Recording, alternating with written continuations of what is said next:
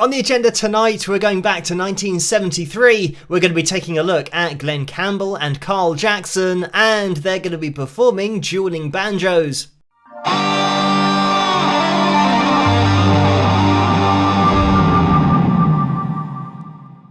Hello, Phil here from Wings of Pegasus, and welcome to another analysis video. If you enjoyed this video, please give it a thumbs up and subscribe. So, first of all, no apologies for featuring Glen Campbell twice in the same month. This is just going to be Glen performing on the guitar, not doing any singing here, but he's with Carl Jackson, who's going to be playing his banjo. We'll get the guys up on screen. As always, there's a link in the description below if you guys want to check this out without me interrupting it. But then again, it's going to be quite a short performance, so I think we'll watch it the whole way through, and then we'll see what we can see after. But let's jump into this and enjoy it. No, Carl and I'd like to do a song that it was taken from the theme of a movie that was nominated for some Academy Awards, correct? Correct. All right. And we'd just like to do it for you right now. All it is guitar and banjo, but it's sold about 3 million records. Right. And I remember the guy that wrote this, guitar Arthur Boogie Smith. Right. I was playing a song when I was knee-high to a grasshopper. What do you think? You can stay with me, kid? I'll try. Just a minute. My leather outfit's rubbing my guitar. We don't want nothing interfering with his picking either. Ready, boy? Let me lower the mic just a little bit. I don't want to miss none of this. You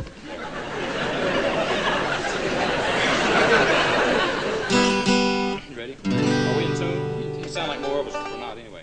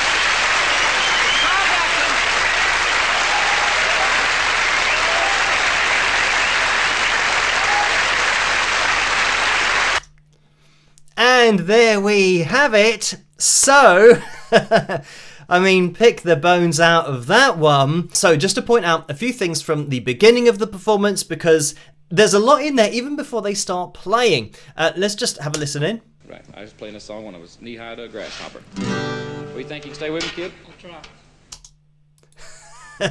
I love the way that Glen just says to Carl, do you think you can stay with me, kid? And he says, I'll try. And yeah, throughout this performance, it's probably Carl that is pushing the tempo of Glen's playing. And Glen actually has a little bit of a smile during the performance because of that slightly pushed tempo from where he's expecting it to be. So it's great because there's so much in the facial expressions and the little bit of vibrato that Glen then throws in, and Carl exaggerates it. And yeah, it's light-hearted, but it is so well played. And we'll just listen in here. Just a minute, my leather outfit's rubbing my guitar. So this is actually really important. Glen says, my leather outfit is rubbing on my guitar. Obviously, he says guitar differently to how I say it because I'm from England. But it's really important because when you're playing with a lot of alternate picking and you're playing anything that's going to be of a high technical level, guitar position is so important, and your fretting hand in relation to the neck is really important. So if there's something getting in the way of where your guitar is sitting, such as a leather jacket gripping on the back of the guitar, you want to make sure that that's out the way so that you can play as accurately as possible. So it might seem like a tiny detail, but it's a massive part of the playing here, and it's why when you're watching a classical guitarist, for example, they will always have the guitar in the same position. It'll be over their left thigh.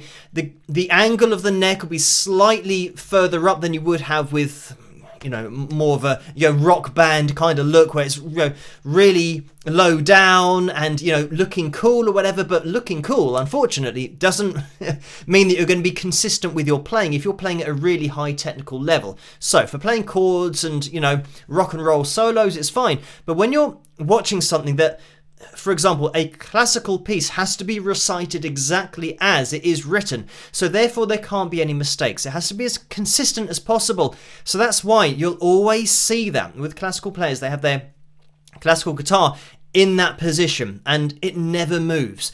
Same principle here. And this gives you an idea of the level of playing, that it is that important to have the guitar in exactly the right place, because we're going to be having some seriously technical playing here, not only on the banjo, but the guitar as well. Let's listen in. We don't want nothing interfering with his picking either. Ready, boy?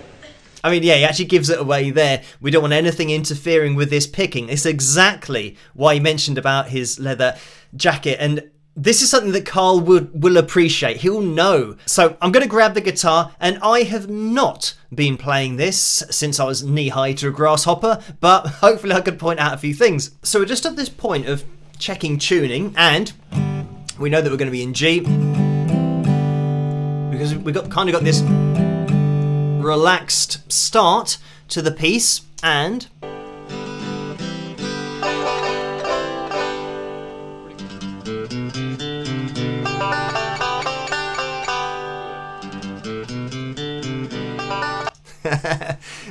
Glen just said good. I mean, he said it really quietly, but I mean, you can tell that obviously after the performance that Carl is just top level on this banjo as well. The other thing about, just technique wise, talking about banjo playing, I don't play the banjo, but it's a great sound, and the way that it's made possible is, obviously, maybe you don't know, playing with your fingers. So it means that you've got your thumb, first finger, second finger, and third finger.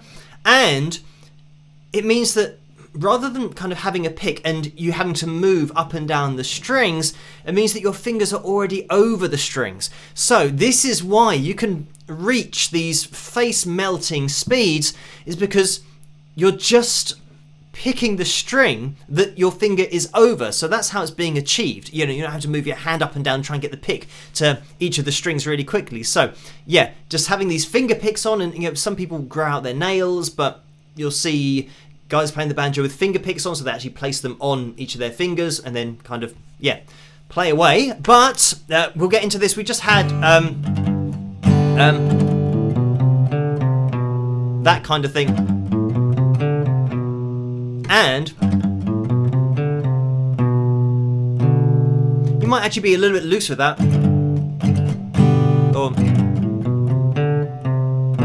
And kind of catch those couple of strings at the end. This is not going to be an instructional video. So for people tuning in thinking that this is a lesson on this song, it's not going to be. As you can tell, I'm just kind of doing it as I'm listening to it. So it reminds me of a comment I had recently where I played a wrong note on one of the analysis videos on a performance, and somebody said, you should have spent longer planning the video, or you should have spent longer researching the video. So I had to say to him, this is not an instructional video. I'm just giving you an idea of the kind of techniques that are being used. You know, here, you know, I'm showing kind of the alternate picking, even though this, you know, is not kind of really anywhere when we get into this performance and actually what's going on.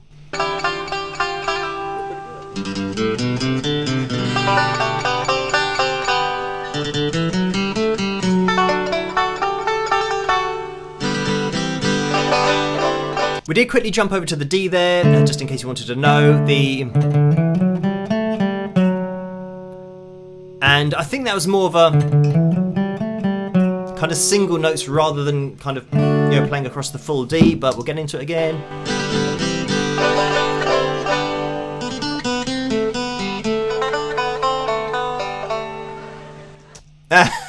And then we had that first little bit of vibrato. So,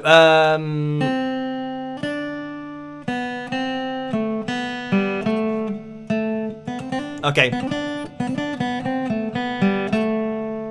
And this is where there's kind of a tiny hint of vibrato that Glen puts in. And then he just totally overdoes it. And this is what I'm saying about the humour side. Kind of doing that.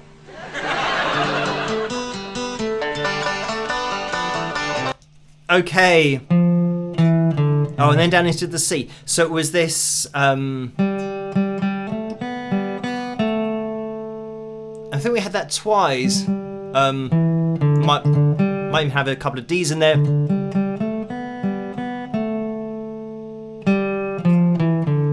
And then it'll run down into the C. But as you can tell, yeah, you know, this wasn't part of my childhood, listening to this kind of thing, or even, you know, guitars and banjos and country music, bluegrass, all that kind of thing isn't something that was prevalent here, you know, when I was growing up. But even, I'd say, when my parents were growing up, you know, being in England, it didn't really cross over the water. Whereas I know probably loads of people in the USA know this, so they'll already know how it goes. So they'll probably be able to play it straight away. But not something that I've played before. But we will jump into, because now we have this rhythm work.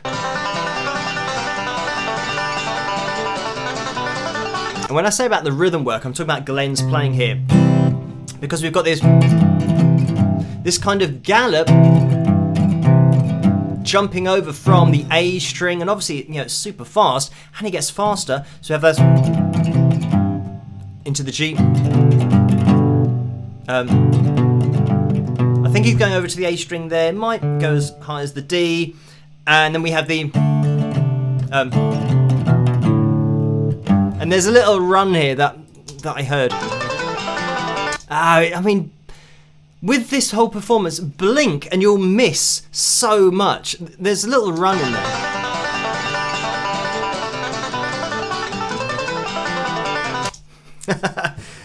So cool. So we've got this oh,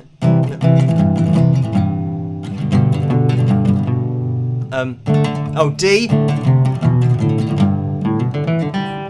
Oh.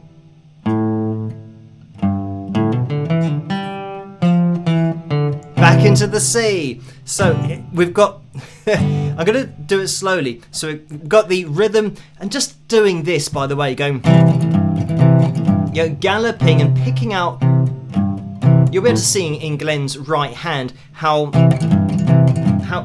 exact he is with that. He's not moving all over the place. He's just picking out these strings. You know, the low E string, the A string, G, A, and I mean low E string, A string, but in terms of the notes, G, B,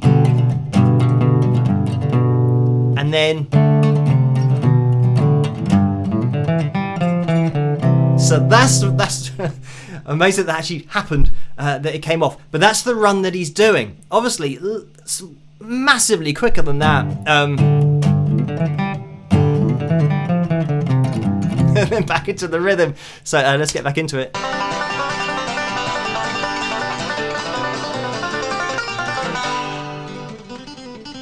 Right, so we then got this, exactly the same thing as well. Right, so this... I mean, it's going to take a lot of muscle memory. Again, this is another thing to point out, that obviously Glen has said that he's been playing this since he was knee-high to a grasshopper, so he knows this really well. And all of these runs of, you know, the...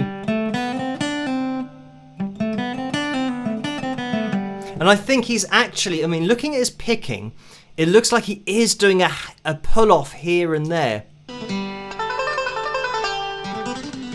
Yeah, it's that. He's doing pull-offs there. He's just doing one upstroke rather than alternate picking all of it. So going... So doing that. That kind of thing. But I think he ends with an upstroke. Kind of like that. Not sure if he lets it all ring out. But, you know, you can do if you want to, because we're in G. But let's listen on.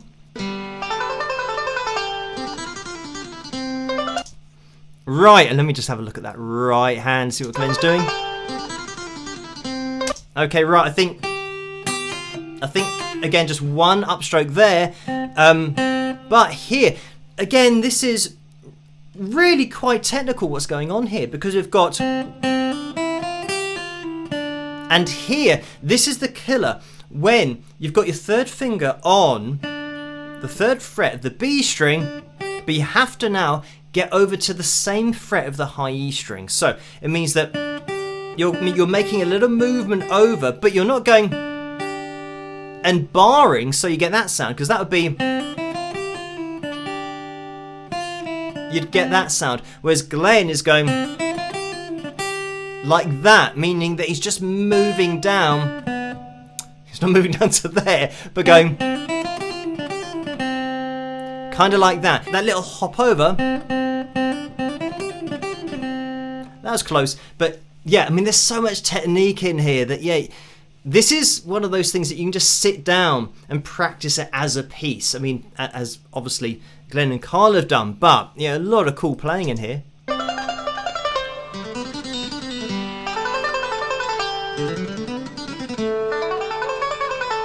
Hey, and then we had oh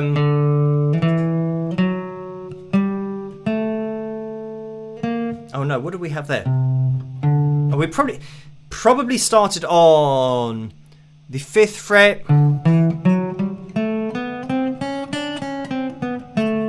Kind of like that. I think that was the run that was being played. So, I mean, you could start with the open string. Like that, but I think probably... let's have a look at Glen's hand, see where he... Oh, we might not be able to see it.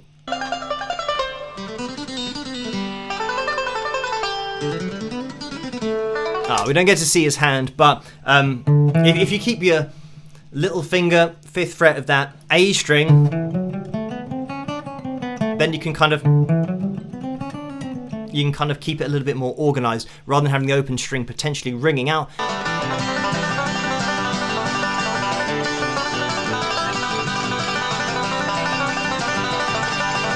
And there we go. There's the little smile that Glen gives to Carl, because Carl is pushing the tempo even faster than Glen's doing with his rhythm. So I think Carl's just showing him that, yeah, I've got, you know, another gear above this. And of course he starts pushing it there, and then, you know, Glen's playing here. You know, he's having to keep all of this going. Again, it's so solid.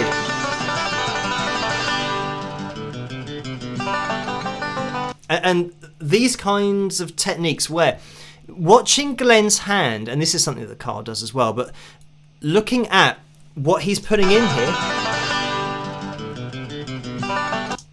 you can see that Glen he's using his other fingers after he's done the... With that downstroke there, he's keeping the chord, the sound going with kind of the nails and the back of his other fingers. And rather than it being kind of, you know, and coming in there, I think it might be an offbeat thing. So we've got this, that kind of thing. So it means that we're now kind of in between the numbers. If you're going 1 and 2 and 3 and 4, we're on the ands, so it's kind of giving it a lift. And when we go into the,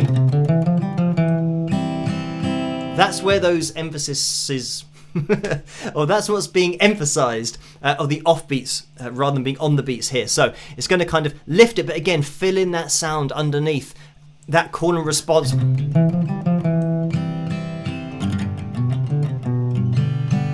Kind of like that, you know, really subtle, but just makes all the difference.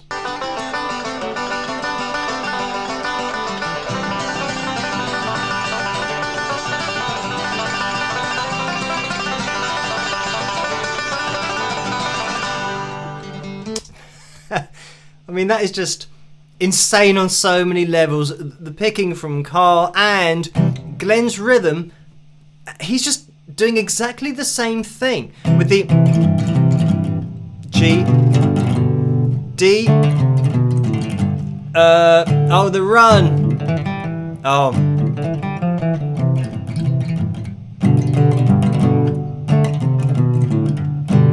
so yeah, obviously, you know, to do this all at this kind of tempo and control it, I'm just kind of giving it a rough go and being a little bit messy with it, but if you wanted to really get this down, you would have to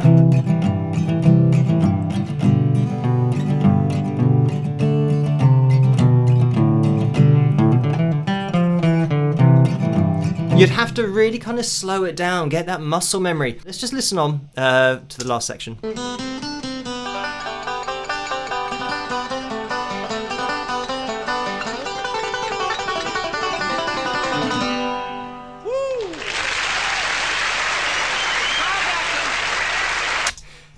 There we have it. I mean, yeah, what a great performance. There's a little rundown at the end that, I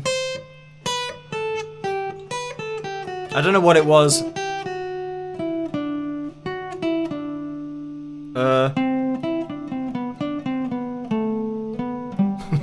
Something like that. But again, that's all,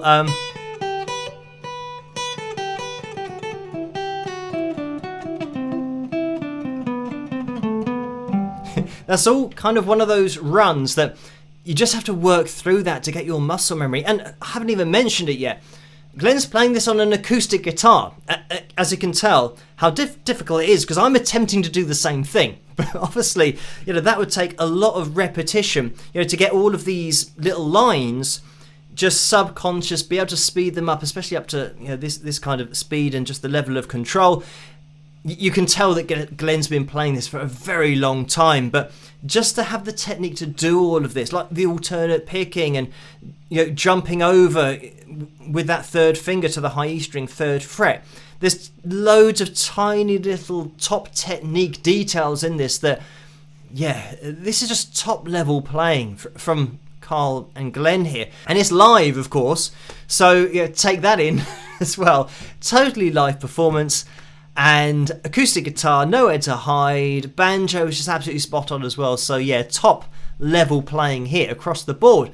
And like I said, no apologies for featuring Glen as well, but with Carl there, I mean, this is just some next level playing. So thank you guys for requesting this particular video for me to take a look at. Keep those suggestions and requests coming in the comments section below. If you did enjoy this video, please give it a thumbs up and subscribe, and I'll catch you guys at the next one. Rock!